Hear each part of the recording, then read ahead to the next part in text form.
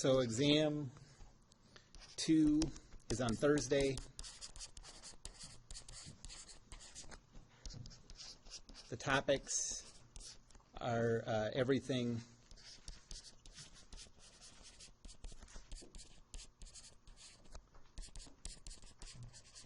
through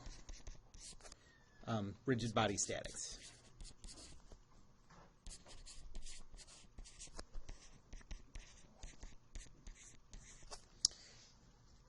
Anybody have any questions that I can answer sort of briefly about problems? Quick question.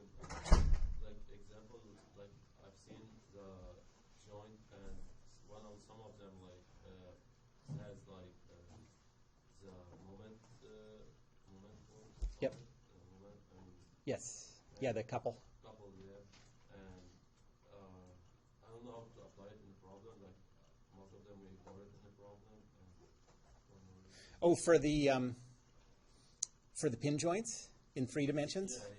Okay. So a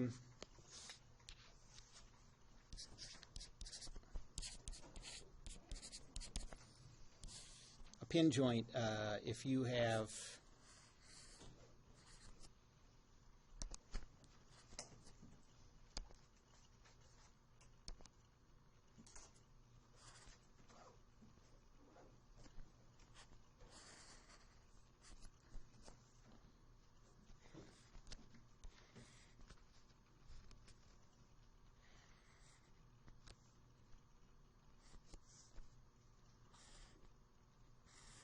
okay, so say you have a pin joint like this.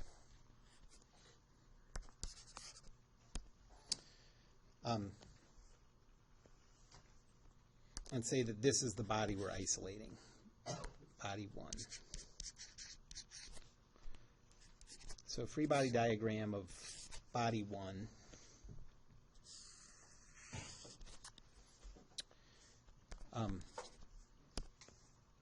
Looks like this. This one is bracketed, so it provides thrust. So there'd be a force along the axis providing thrust. And then the motion is restricted this way and this way. So we have a full force vector.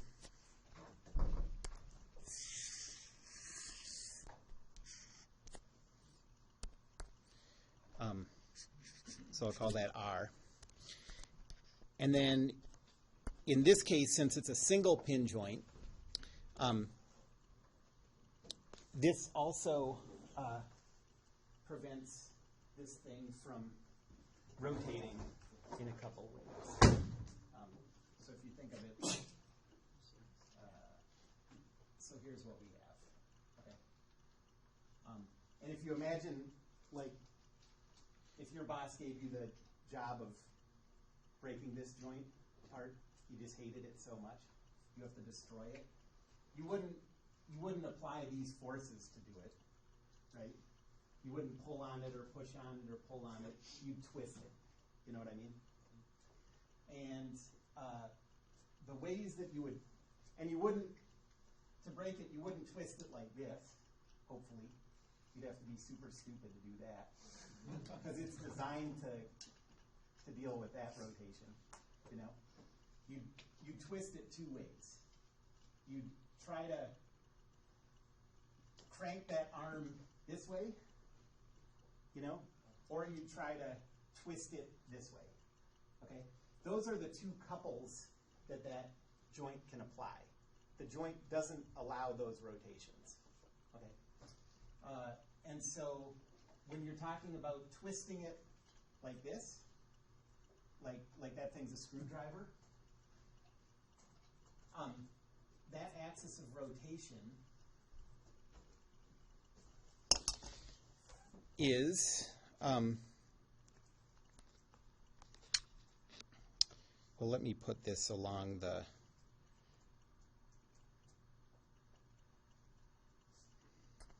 so that axis of rotation is, it makes it a little easier to picture if I put this axis, whoops.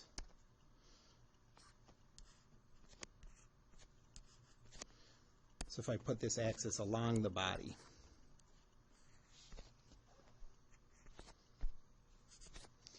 so this is the couple that prevents twisting of that arm like a screwdriver.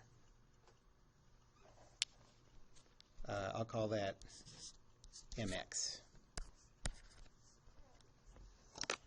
And now the one that prevents it from being pulled this way or that way, that's a couple component like this. I'll call that MY. Okay, so if that pin joint is there by itself, it provides those couples to keep those rotations from happening. What about the MZ component? Yeah, it doesn't provide an MZ because a couple about MZ is what makes it rotate exactly the way a pin joint likes to rotate. Okay, so there's no couple applied there. Yep. So that can be kind of be visualized, at least where the arrows are pointed through the right hand rule. Yes, exactly. It's exactly through the right hand rule. Yep. Okay, so now that's when you do put them in. Okay, if you saw this, you would put them in. Here's where you wouldn't. Coaxial pin joints.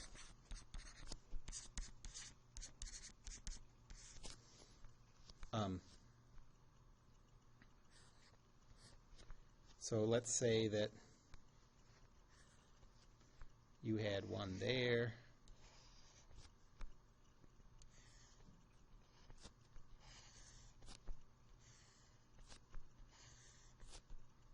and one there.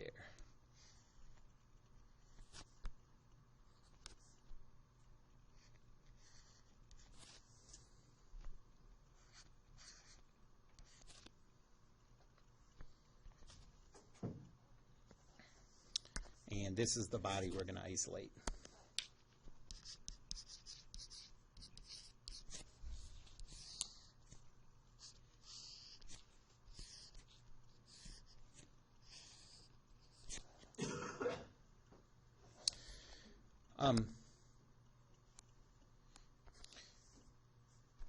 Let's say there's thrust over here,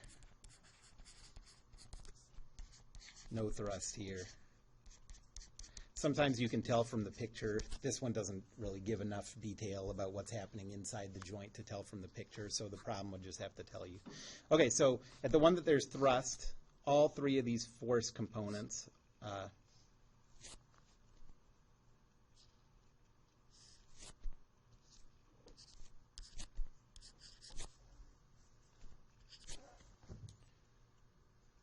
there are force components in all three of those directions. At this one, there's no thrust, so there's only, I'll call this one R left. This one only has R right in what would be the, let's call that the Z direction, R right, Y direction. There's no X direction for that one. But now this one,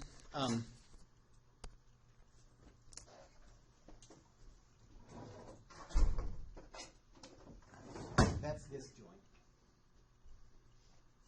In order to prevent, so those two rotations that a pin joint doesn't allow, okay?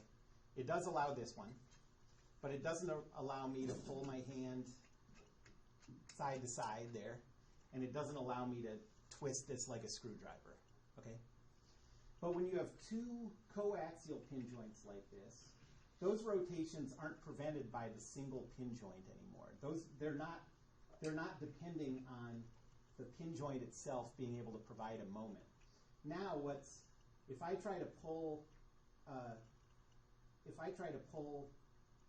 this body in this direction, what's preventing that rotation, rather than a couple at the individual joint, is a force from this pin pushing up and a force from this pin pushing down.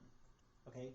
Because there's two of them, what used to be prevented by a couple is now prevented by forces at the two pins.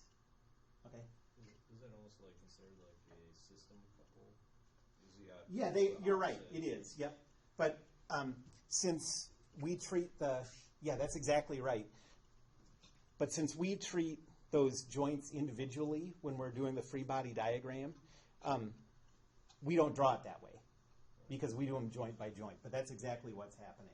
And so this extra couple is just being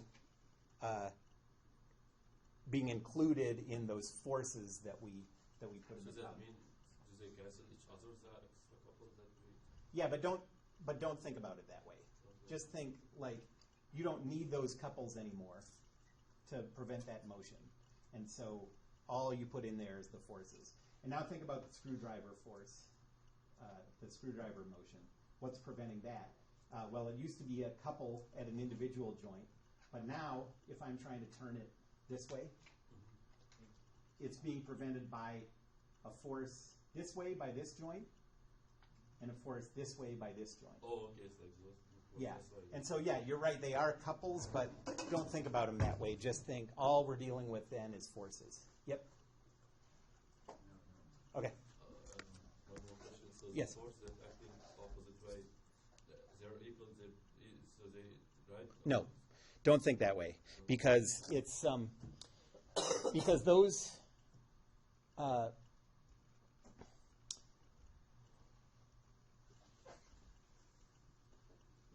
each of these pins is applying some unknown force in order to prevent translation, right? And then on top of that unknown force, you're also adding something going this direction and something going that direction. You know what I mean? So you didn't know what they were before, and you don't know what they are now. Just think of them as unknown forces. Treat them like this, and calculate it. Okay, thank you. Yep, sure.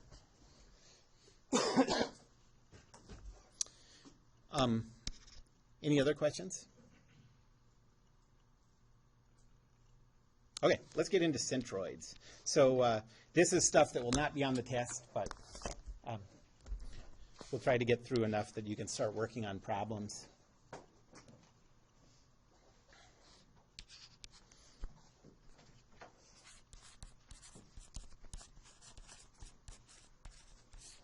Okay, so a centroid is the geometric center of an object.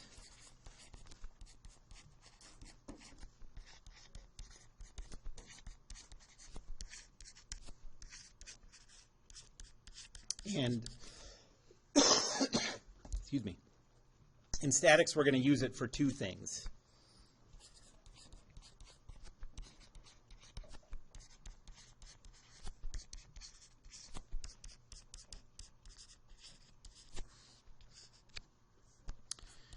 The first is calculating the center of mass. The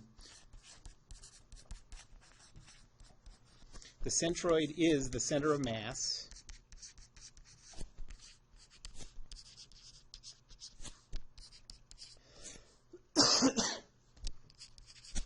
For homogeneous materials, objects.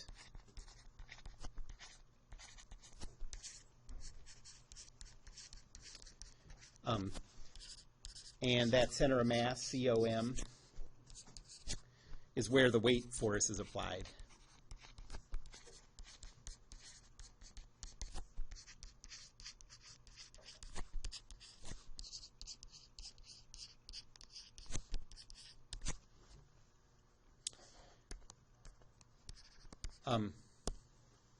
Homogeneous. So a homogeneous object is an object that doesn't have different properties at different points. So if you have like a chocolate chip cookie is not homogeneous. If you go to one point, you're in chocolate. If you go to another point, you're in cookie. So that's not homogeneous. Okay. Homogenized milk is when they take the milk that starts out with globs of fat and cow hair and all this stuff. Probably some blood. and blend it all together. Yeah, you can't. It's hard to find. You got to get it straight out of the cow. But they homogenize it and then no matter where you go in the milk, it's the same, with a little bit of each of those things. Do you have any cookies you can pass around so we can see? No, you have to imagine that. I should 3D print some chocolate chip cookies.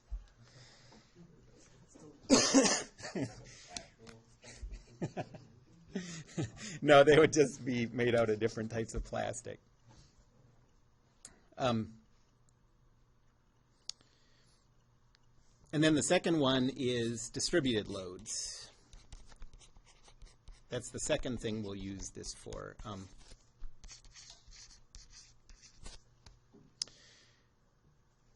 And distributed loads, these seem like two separate things, but really they're the same thing. So think about it this way, like the weight of an object acts at the center of mass, right? Well, how does it do that? Does gravity looks around and approximates the size of the object and then calculates the centroid and then applies all of the weight at that point?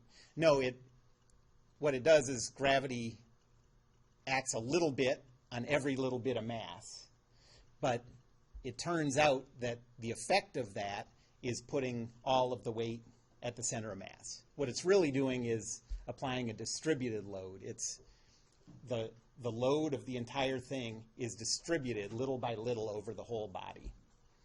And mathematically,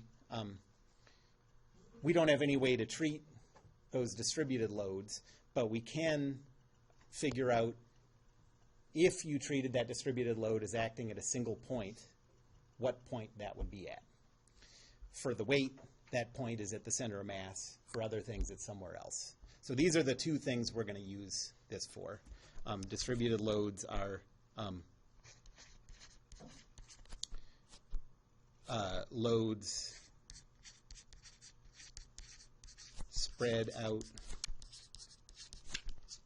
over a surface rather than acting at a point.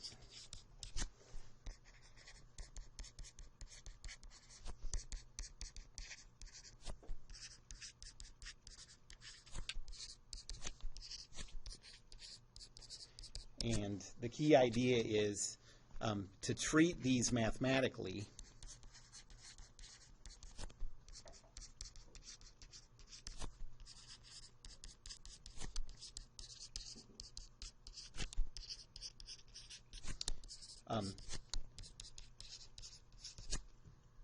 we have to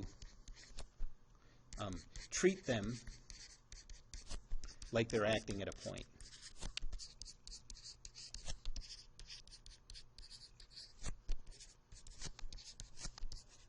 So the question is just, what's the point?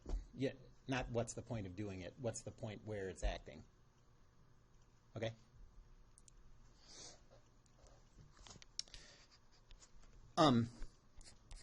So to calculate the centroid of a shape, a centroid is just geometric, so it only depends on the shape.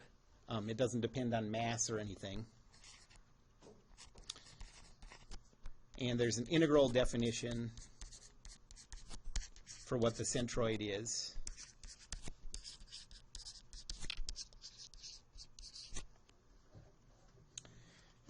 And that is x bar, y bar, that's the notation for the coordinates of the centroid, is equal to 1 over the total area times the integral over the whole area of the coordinates of some infinitesimal area dA over the whole area. And I'm going to do one example like this, but this isn't something that we're going to do in this class. We're going to use formulas that come from this. So this is the 2D definition.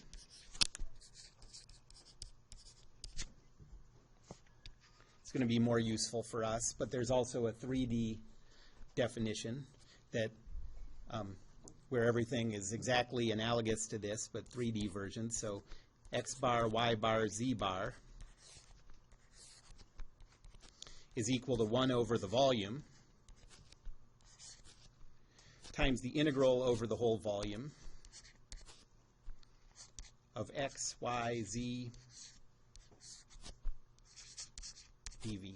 So we're doing three integral x, y, and z. Yeah, right. So you would do those three integrals independently of each other. Yep. Yeah, you could think of that as two different definition equations here and three different definition equations in 3D. The x, y, and z are separate. So this is the 3D definition.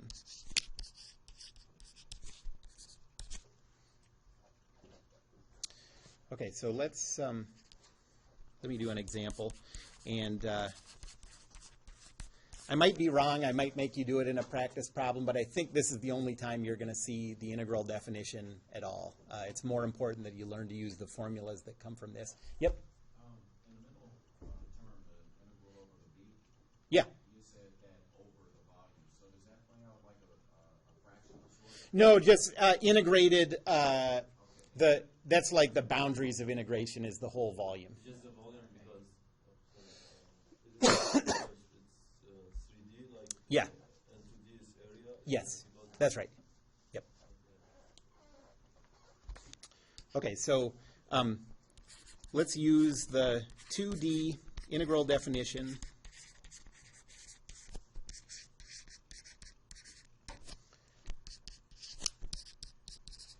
to find the centroid of a right triangle.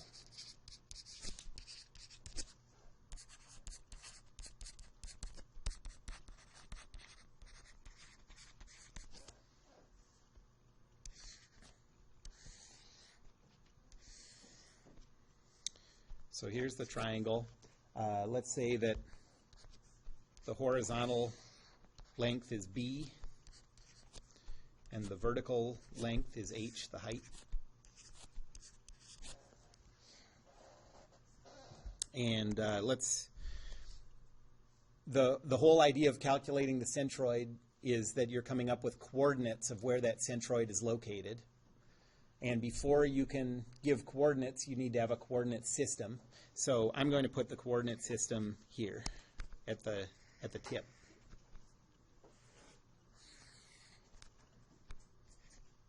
X, Y, like that.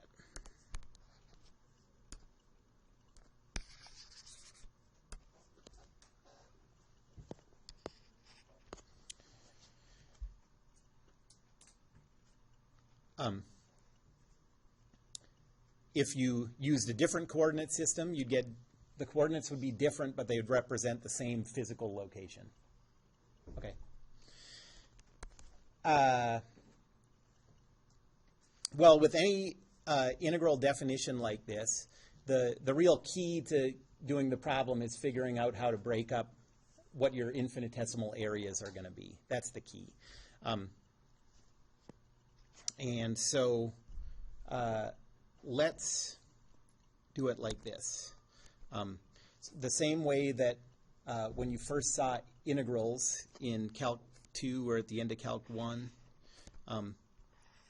you broke things up into strips like this.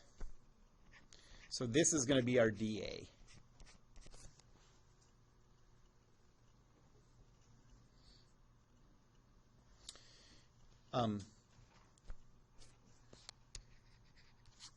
The width of this strip is dx. It's an infinitesimal thickness. And the height is given by the equation for this line. The equation for that line, if you do it as y equals mx plus b,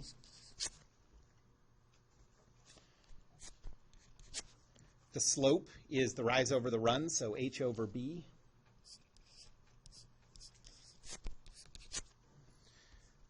And the y-intercept of that line is 0 because it passes through the origin.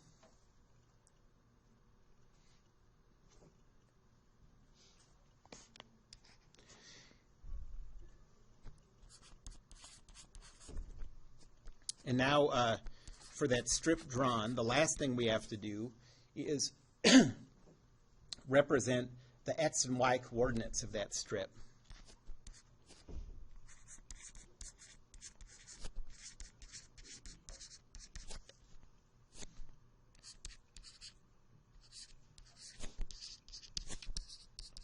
What we really want is x and y of the middle of that strip, the centroid of that strip.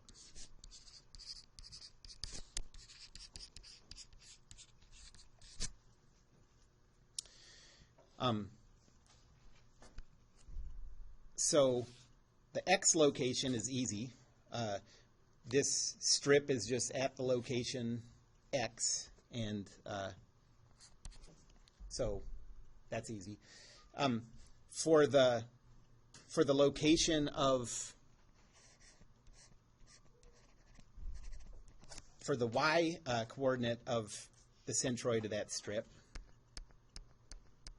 I don't know why I would draw it as center of mass, but right there. The height of that is the average of the height of the top and the height of the bottom. The bottom is 0. The top is h over b times x. And so the y position is just h over 2b times x.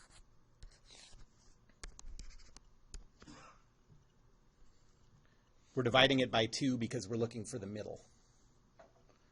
Any questions about those? Yep. That's just a triangle area formula, like 1/2 base times height, basically. For y? No, it's not. It does look a little like that, but it's what it is just the equation for this line, because that line, when we're at the point x, Okay. the height at that line is the formula here. You know, like if we've gone out x, then the coordinates of the top are hx over b. Mm-hmm. So that's what we're doing.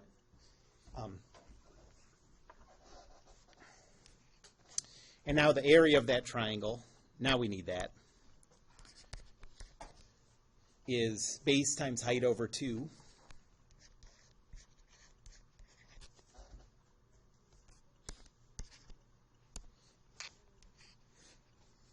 And now we can take everything we have and plug it into the formula. X bar, y bar is equal to 1 over the area, so I'm going to write that as 2 over BH.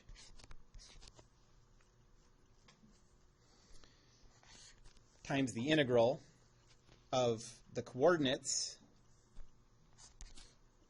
x hx over 2b times our infinitesimal area. Well, what's the area of this strip? We could write it as dA, but then we have a bunch of different variables. It doesn't help us integrate it. So instead, let's represent it in terms of dx. So what's the area of this strip in terms of x and dx? It's just a rectangle, so it's just going to be hx over b times dx.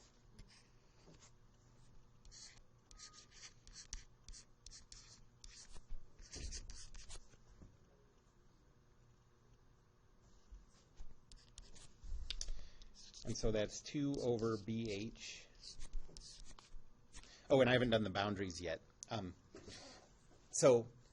The variable that we're doing this integration in terms of is x. So what are the boundaries of x? It goes from 0 to b.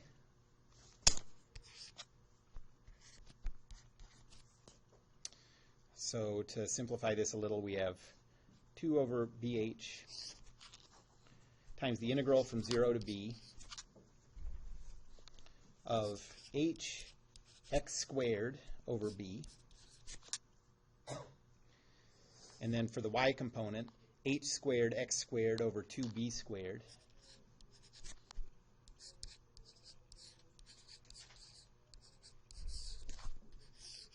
And we're integrating with respect to x.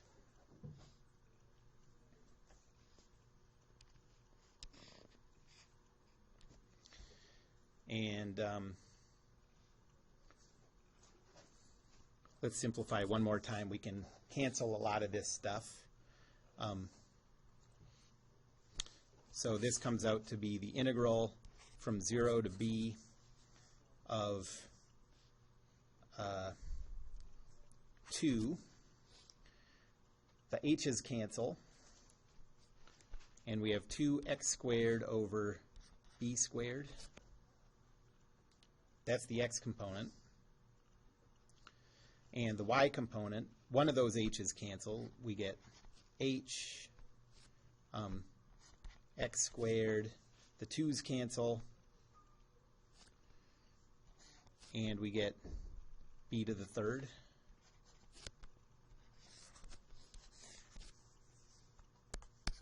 And we're integrating that with respect to x.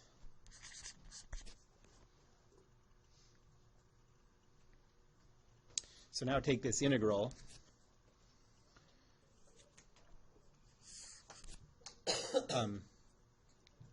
We're integrating with respect to x, so this is all of these constants times x to the third over 3.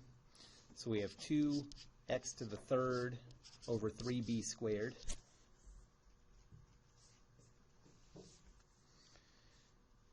And here we have h x to the third over 3b to the third. And we're integrating this over the boundaries 0 to b, or we're evaluating it from 0 to b.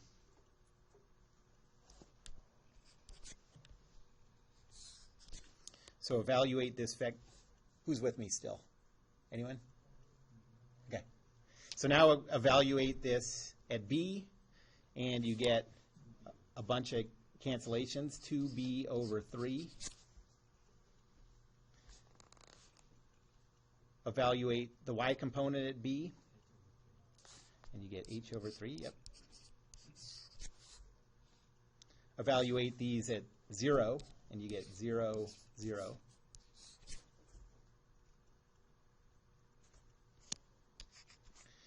And so the final answer says the centroid, the coordinates of the centroid in that coordinate system are 2b over 3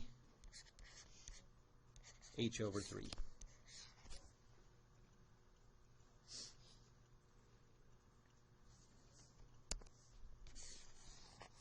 Okay, so now let's interpret that physically.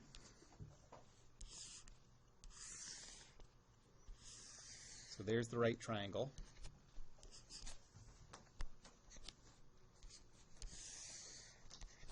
This distance is b. This height is h. And the centroid is 2/3 of the way from the point to the other side of horizontally.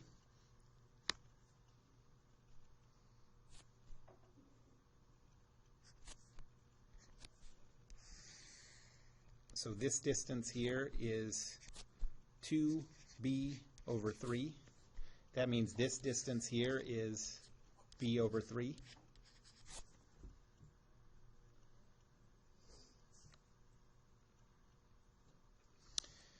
And the y-coordinate, the distance from the ground up to the centroid is h over 3. So that distance is h over 3. And that means this distance is 2h over 3.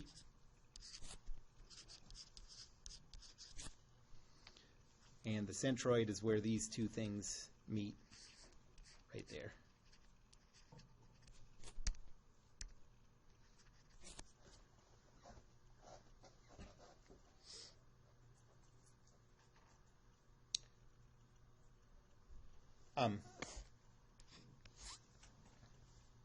So now, do we have to, anytime we need to calculate the centroid of a right triangle, do we have to go through this integral calculation? No, because the nice thing about what we just did is we came up with a general formula for how far the centroid is from all the different features in a right triangle. In other words, if you think of the 2 dimensions of a right triangle, in either one you can think of going from a point on one side to like a flat surface on the other side, a flat edge. It's always 1/3 of the way from the flat edge toward the point. You can see horizontally, it's 1/3 of the way from the flat edge going towards the point. And going vertically, it's 1/3 of the way from the flat edge going towards the point. And so when I said we're just going to end up using formulas, we're going to use formulas that come from this right triangle integral definition, and we won't have to do the integral. Yep. So if we had a coordinate system, positive y going out to positive x going in that direction, wouldn't it just be b over 3h over 3? Yes, Okay. that's right. And so, excuse me. So no matter where you put the coordinate system, it's going to change the coordinates of the centroid, but it's not going to change the distances from the triangle's features to the centroid. And that's the key to using these formulas correctly that I'm going to give you. Okay.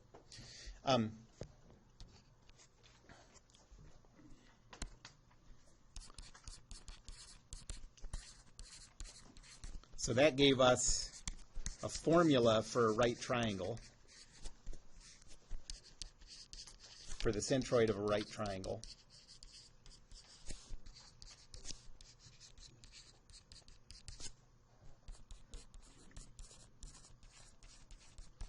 And that means we never have to integrate for a right triangle again.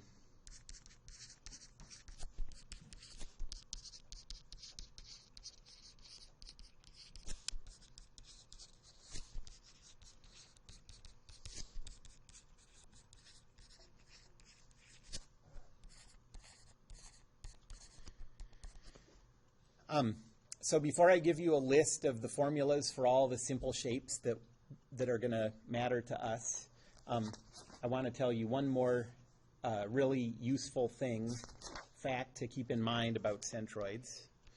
And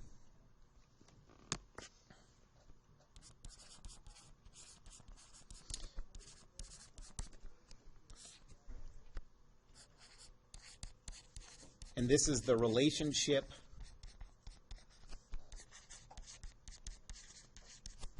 between the centroid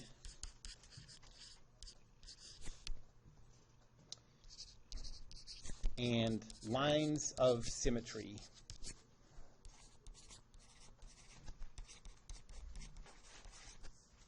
And I say lines of symmetry, that's in 2D.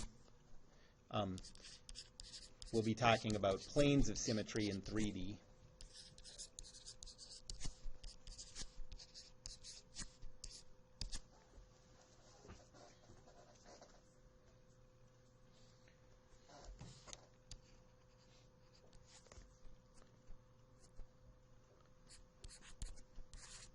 So if a shape has a line of symmetry, and so if a shape in 2 dimensions has a line of symmetry, the centroid lies along that line.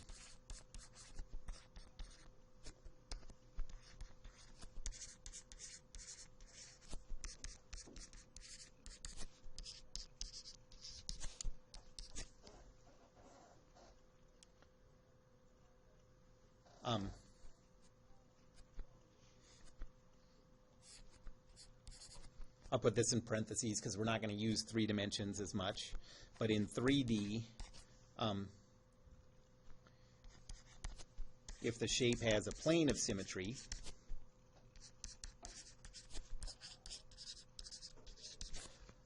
all this stuff is so quizzy. Can you feel it? Can you feel all the quiz questions? if the shape, but not today, because I didn't make a quiz today. So if the shape has a plane of symmetry, the centroid lies on that plane.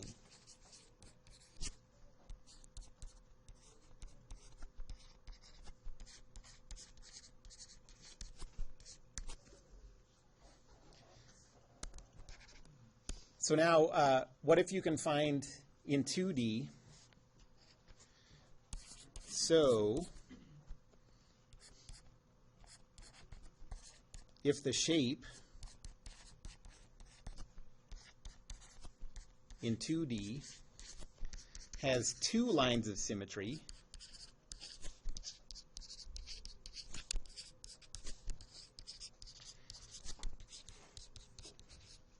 what do we know about the location of the centroid? Where they meet. Two lines just intersect at a point, and so two lines of symmetry is enough to totally specify the centroid location.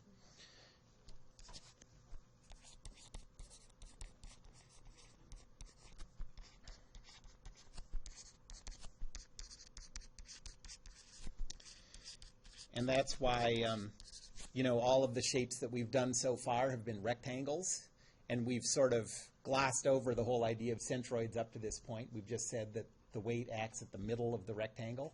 That's because a rectangle has two lines of symmetry. They meet right at the middle, and you're done. That's yep. Yeah. Yes. Yep. Okay, so a rectangle has a line of symmetry this way and a line of symmetry that way, and so the centroid is right there. About the other stuff like has like I didn't The really- planes of symmetry? Yeah, it's a plane, and I didn't really get the concept. Okay. Like, Yeah. like to get from picture. Yes, I can.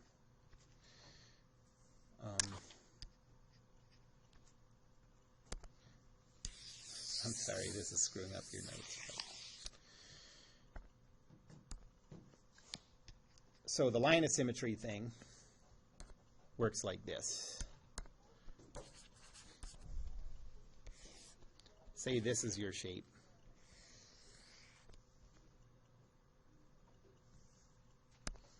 This is a line of symmetry.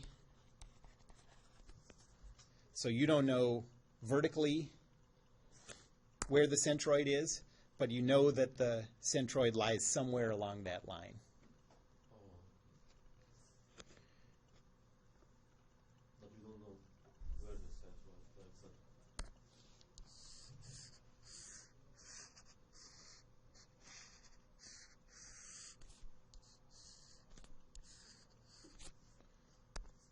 This has a line of symmetry like that.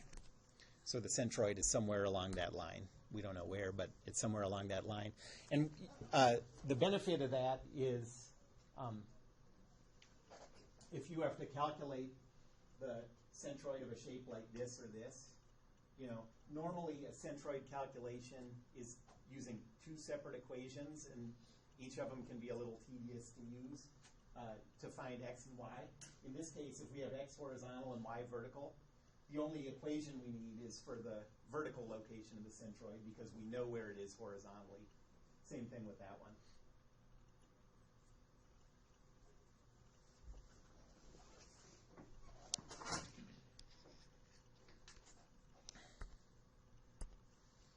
Okay, so then for two lines of symmetry,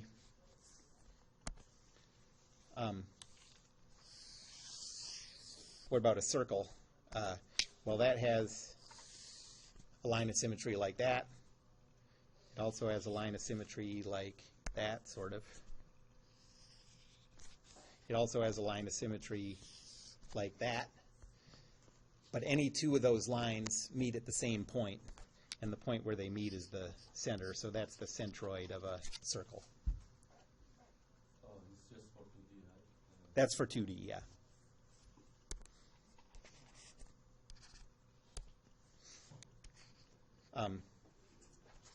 in 3D,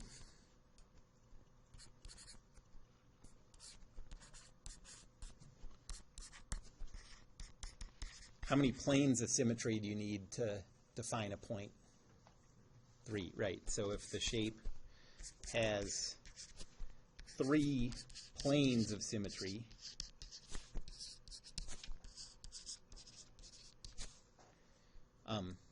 the centroid is at the intersection.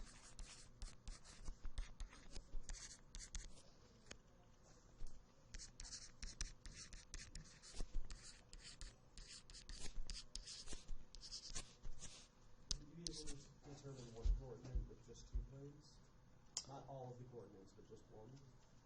Kind of like... Yeah, because, 2 planes intersect on a line, and then you know that, along that line. that it's somewhere along that line, yeah. You wouldn't necessarily be able to come up with a coordinate. It depends on the orientation of that line, you know what I mean? But yeah, that's the right thinking, yep.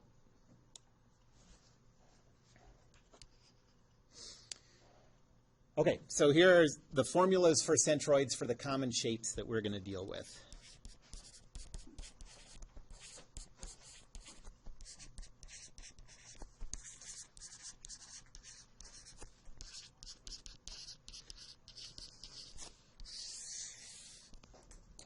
And a PDF with better drawings is on D2L for 2D centroids. So first is the right triangle.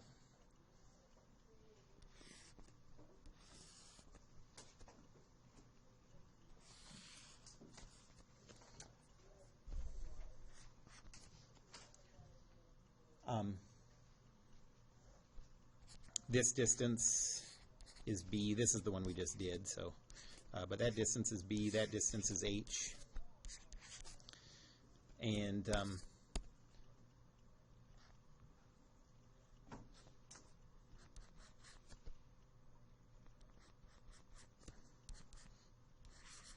let's say the centroid is there. I'm going to call this distance X bar. And this distance Y bar.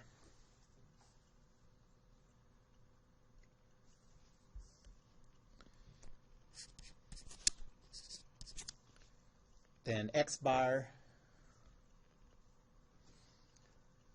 is B over 3. Y bar is H over 3. And the other thing that you need pretty often for these is the area, and the area is BH over 2. Just out of curiosity, Yep. would this be something we're going to be expected to memorize? No, you don't have to memorize it. You just have to know how to use it. But the key to using this is understanding this idea. This X bar and this Y bar here are different than the X bar and the Y bar than I gave from that integral definition. So why is that? Because you start with the difference. Yes, exactly, because it has to do with where you put your origin or where you're counting from. This is totally consistent with the integral definition that I gave, but now I'm measuring to the centroid from the what did I call it before, the flat edge, and so that's B over 3. And here we're measuring from the flat edge, so that's H over 3. And what you're going to have to do in a lot of problems is imagine this thing flipped over that way, flipped over this way. Your coordinate system is over here. What are the coordinates of the centroid? Yes? Just out of curiosity for a sanity check, per se, but for a right triangle, can't you also say there's a line of symmetry from the corner of the 90-degree angle and the hypotenuse? A line of symmetry there? Only if it's isosceles. Oh, okay. So, similar question, like the line of symmetry, we use it on rectangle and circle, but we won't use it on triangle? Right. Like, Yep. just- There's no, if B and H are different, then there's no line of symmetry for a triangle. But if they're like same... If they're the same, then there is, yep. Although even then, it's easier to use this formula than to use that line because that line's diagonal, you know what I mean? Should we worry about like the sign of the? Yeah, so that's, here it's given as a distance. And yes, dealing with those signs and stuff is going to be a big part of getting this stuff right. I'll do some examples once I'm done with all these.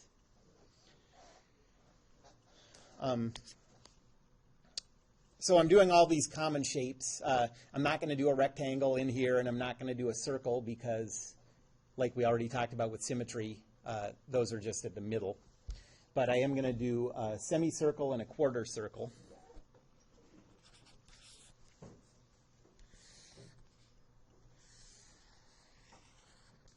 Ooh, that's a good semicircle.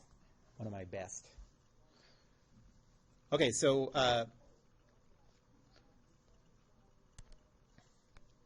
semicircle has a line of symmetry. So we know the centroid is somewhere along that vertical line, the way I have it drawn.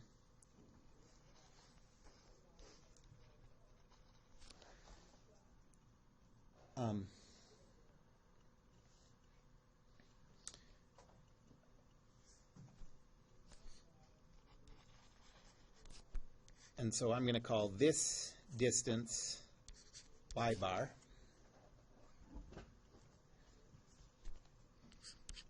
X bar is, I'm just going to leave that blank because we know it has this line of symmetry. Bless you.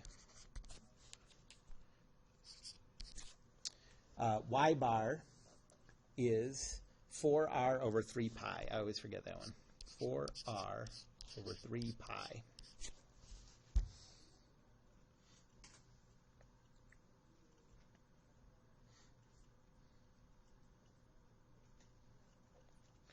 And then the area, it's just half of the area of a circle, so that's pi r squared over 2.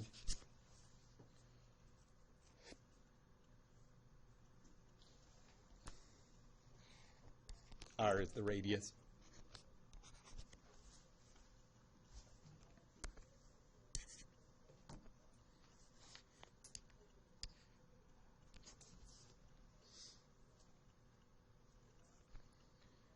The third one is a quarter circle.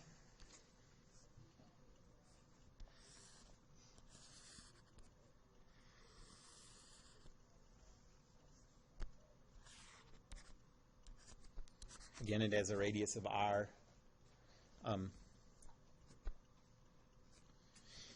This is one where there is a line of symmetry. It's pretty close to what I drew as the radius there. But it's easier to use these formulas than to figure out that angle and go through and, you know, find a distance and all that stuff. So I'm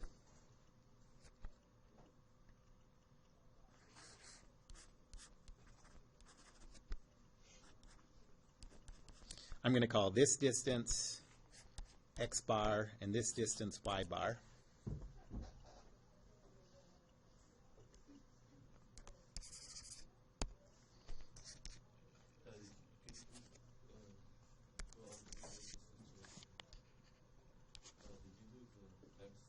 I didn't because it's on that line of symmetry. Yep.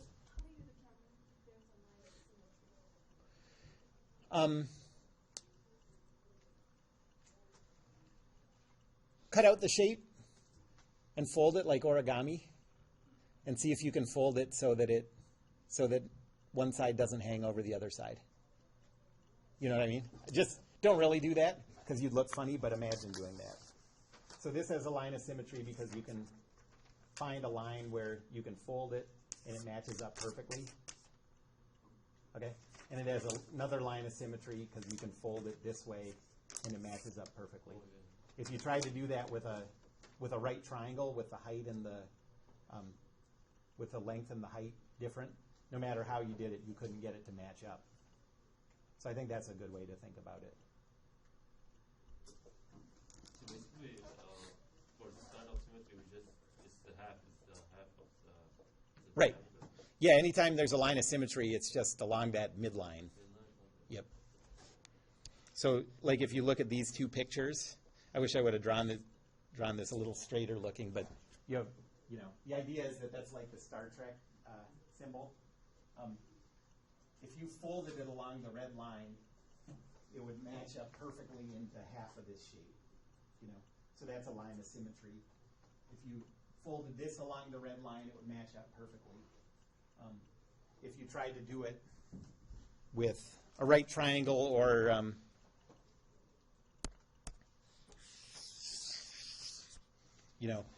try to find a way you can fold this so that it matches up, and there's no way to do it.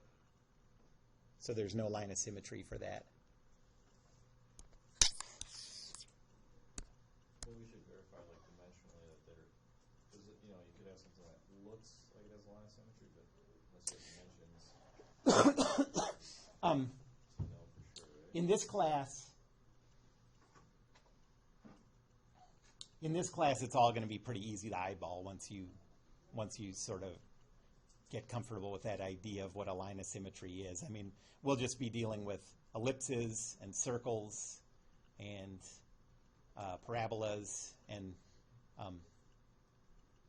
so, yeah, you can. I don't think there are any cases where it looks like something has a line of symmetry and it doesn't in this class. You know what I mean?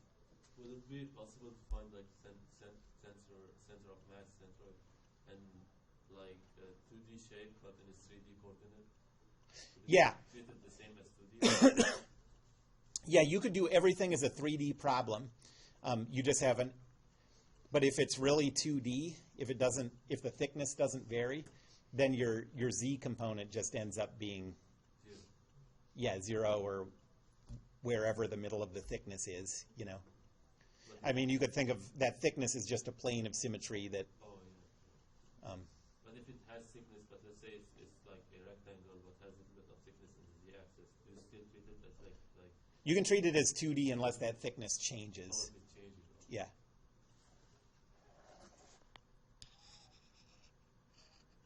Okay, so now we're on this quarter circle.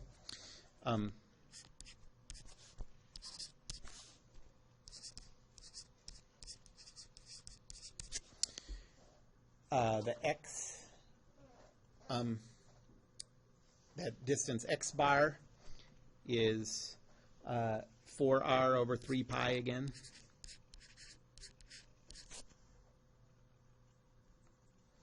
That y distance is 4r over 3 pi. And the area is pi r squared over 4. Just divide the area of a circle by 4.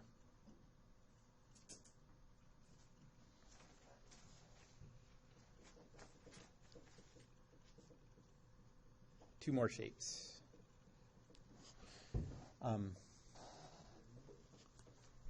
Question?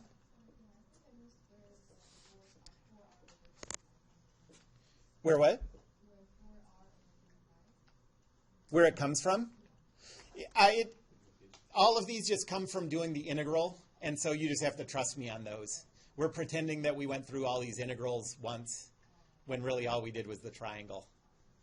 But if you wanted to do it and wanted to take the time to set aside, probably an hour or something to do it, you could probably figure out how to do it, but it's tedious, But sometimes tedious things are helpful. But how about if we have like really random shape, like shape that we had, like remember the number 5 in the homework problem? Yeah. Shape like that. Is that formula for these? Or? If it's really random and smooth like that, you have to do the integral. You have to come up with a function that represents the boundary and do the integral. If you can break it up into a collection of simple bodies, you can break it up and use a sum formula that I'll talk about after this. And that ends up being a really useful thing, because the same way that you do numerical integration and differentiation by breaking smooth things up into small finite pieces, you could break up a smooth thing and get good answers by breaking it up into small enough, like rectangular pieces. So the shape, let's say there is like it's the shape, but I can break it up like to circle, semicircle, Right. Triangle, and do Yep. the sum of it. That's right. Oh, Yep. Okay.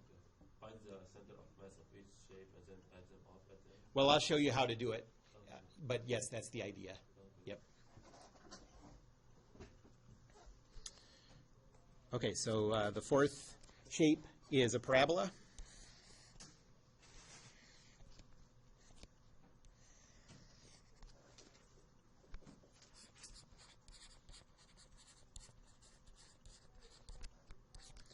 It has a. This is 2D, so it's a parabola. A paraboloid is a 3D thing, like a parabola-shaped cup. You know what I mean? I just find it weird that the word parabola is describing a shape. Because it should be plural, you mean? No, because I always think of it as just a graph. Oh, just the graph. Yeah. But Yeah, you could think of it's fine. it's the shape that you make when the lower boundary is a parabola, or one boundary is a parabola. It has a line of symmetry.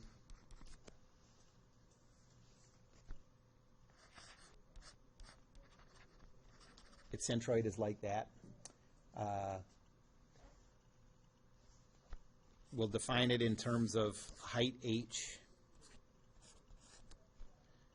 and a half width a.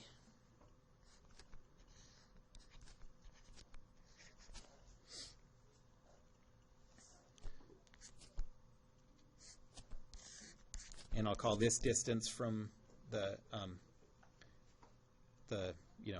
vertex or whatever to the centroid y bar.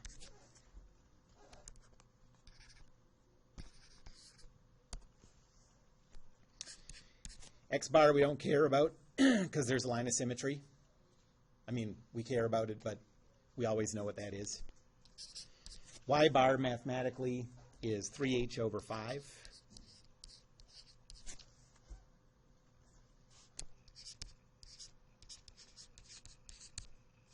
And the area is 4AH over 3.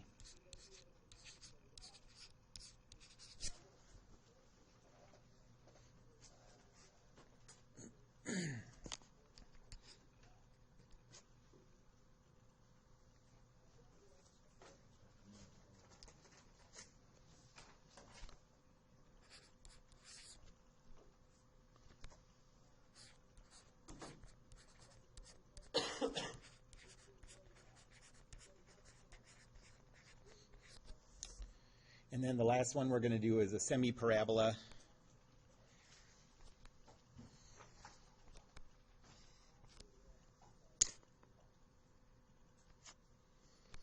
Where again this distance is a.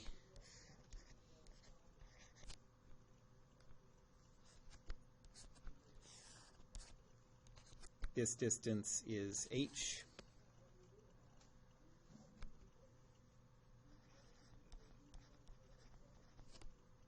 The horizontal distance from the flat surface to the centroid is x bar. And the vertical distance from the vertex to the centroid is y bar.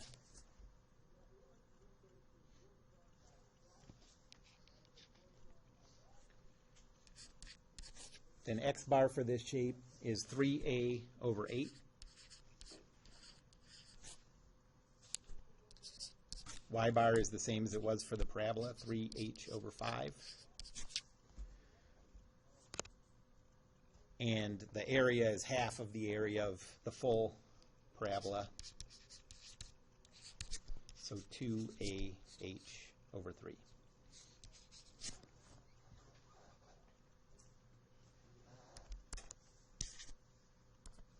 Yep. Is there any relationship between the formulas for number 4, the parabola, and that? No, I don't know. They're not really related, even though they look a lot the same. But I've never gone through that integral, and I've never seen it come up in problems. So we're not going to do hyperbolas. So that's even better.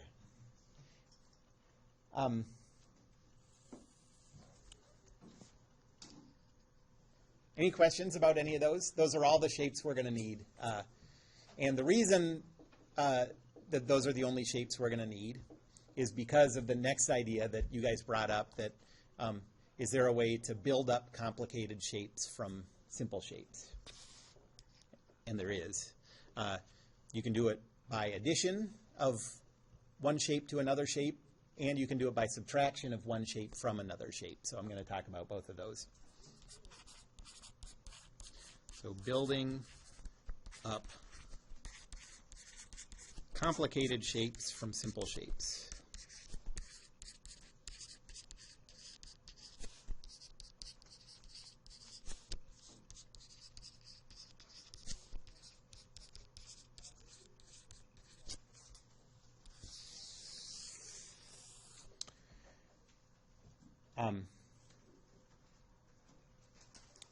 So, for example, let's say you want to figure out the centroid of a person in a certain configuration.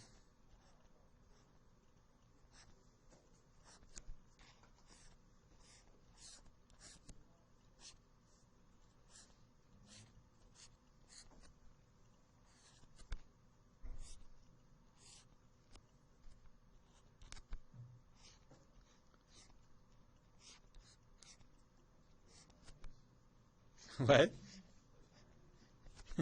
Yeah, exactly. I don't know why I made his head so square. Okay.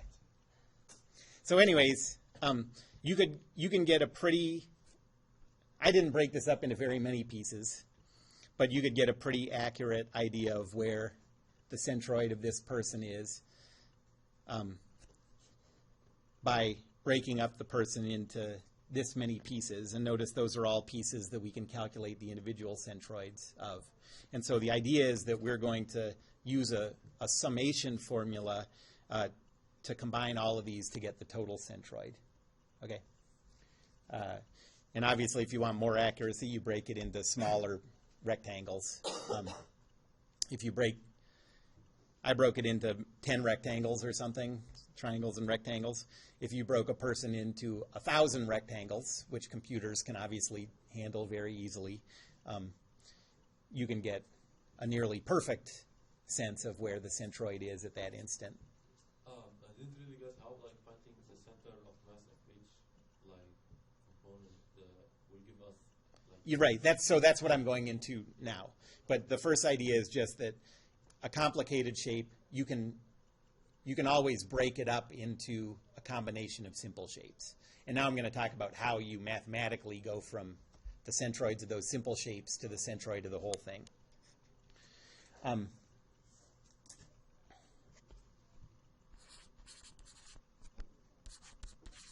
So here's the sum formula for centroids. This is sum formula for centroids.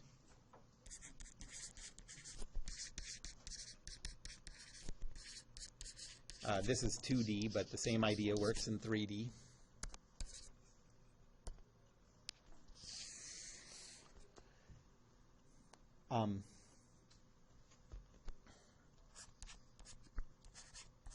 X bar, Y bar is equal to 1 over the total area times the sum over all the subpieces. I equals 1 to n, so if there's n subpieces, of the area of the individual subpiece times the centroid of the individual subpiece.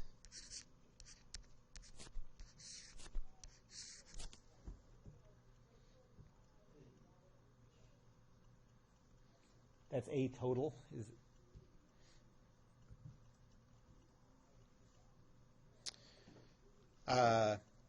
So what does this formula look very much like? Another formula that we've talked about today. And I remind you that we've only talked about one other formula today. The integral definition. This is like a finite version of the integral definition. Instead of an infinitesimal dA, we have the individual A of one of those individual pieces, the centroids of the individual pieces, and then we add them all up. It is the finite version of the integral formula.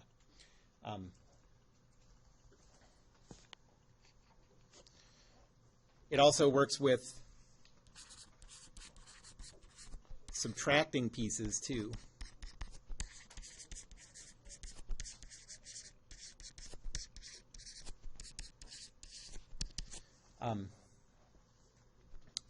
So the centroid,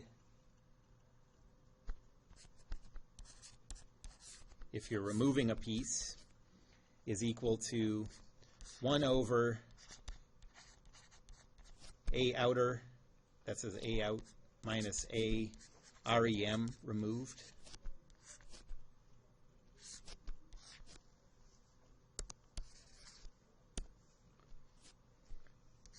Times A outer times the centroid of the outer.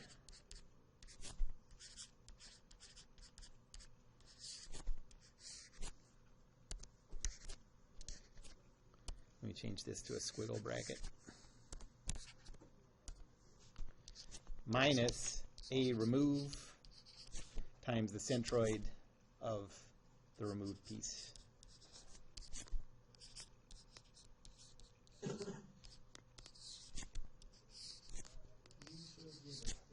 Oh yeah. Yes, I'll do examples of both of them.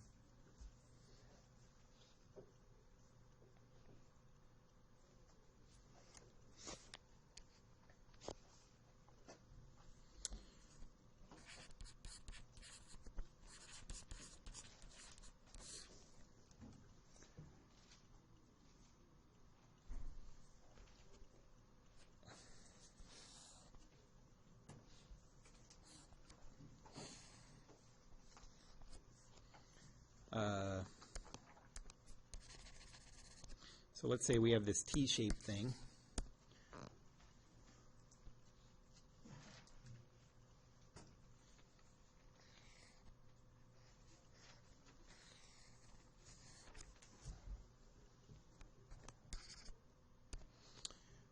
Where this distance, the height of the top part, is 0.1 meters.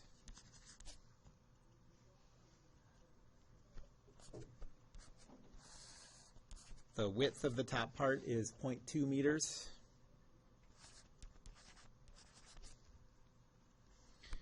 The thickness of the bottom part is 0.05 meters. And the height of the bottom part is 0.2 meters. And I'm going to put the coordinate system here.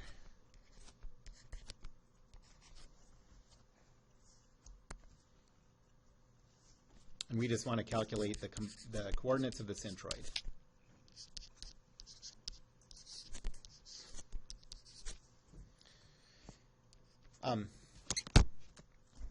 Well, the first thing that we have to notice, we don't have to notice it, you could calculate it, but if you calculated it, you'd see the answer, and then you'd be like, oh, stupid idiot! Oh! You know? You know that feeling? How did I not see that? Oh! Not really. It only takes like 2 extra minutes, but the y-axis is on a line of symmetry. Where was I? Okay, the y-axis is along a line of symmetry.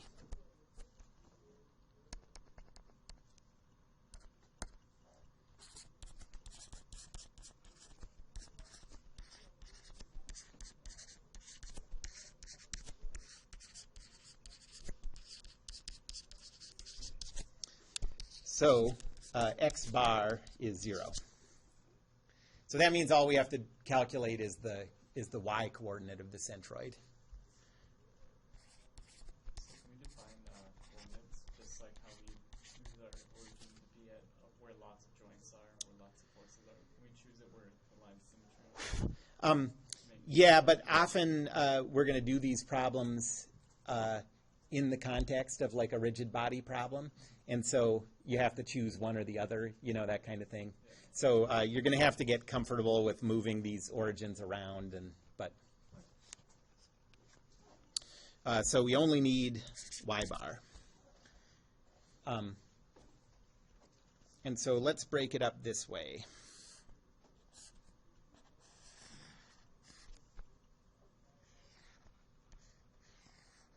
I'll call this rectangle 1 and this rectangle 2.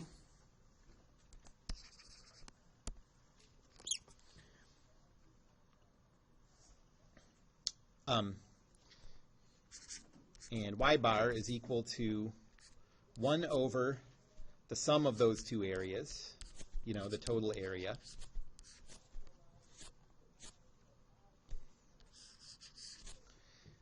times the area of 1 times the centroid of, I don't need this as a vector.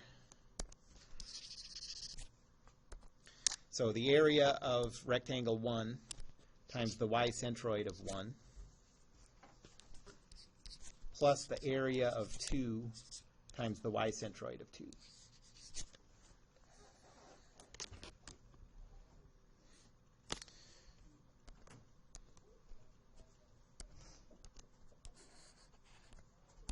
Okay, so what do we know about these? Area 1 is 0.2 times 0.1, so 0.02. The y centroid of rectangle 1,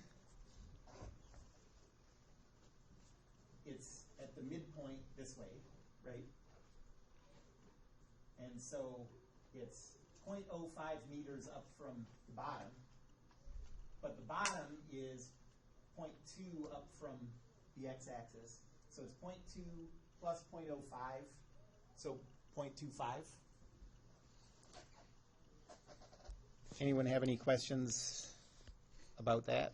It's 0.2 plus for 1.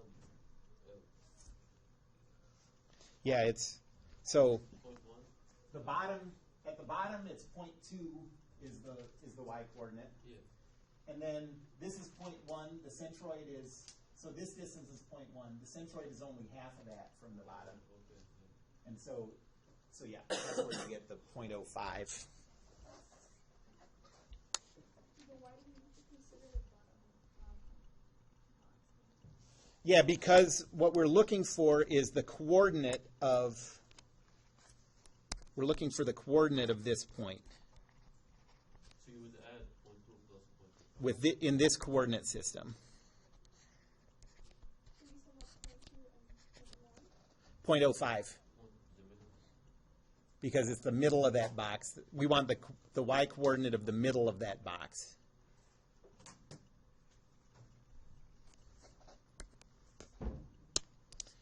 And then A2 is 0.2 times 0.05, so that's 0.01. And what are the coordinates of the centroid of that vertical box? well, it has a height of 0.2. We only want to go halfway up its height to get to the center. So Y bar is 0.1.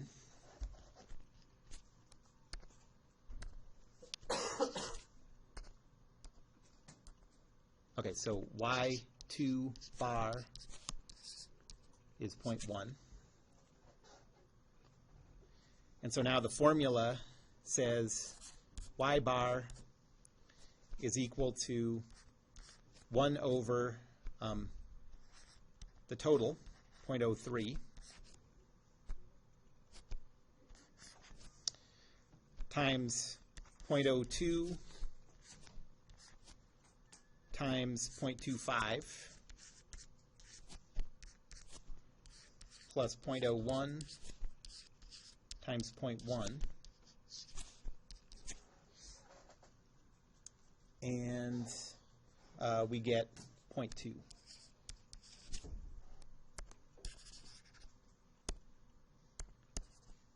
So then the coordinates of the centroid of the whole thing are 0 for x, 0.2 for y. And that's in meters. And so what that says is if you know that this object has a mass of 100 kilograms, if you're treating this as a rigid body problem, you treat it as a downward force of 981 newtons acting at the coordinates 0, 0.2. Why 0 for x? You can't find center mass in the middle. Like, We calculated, We only calculated y bar because this thing had a line of symmetry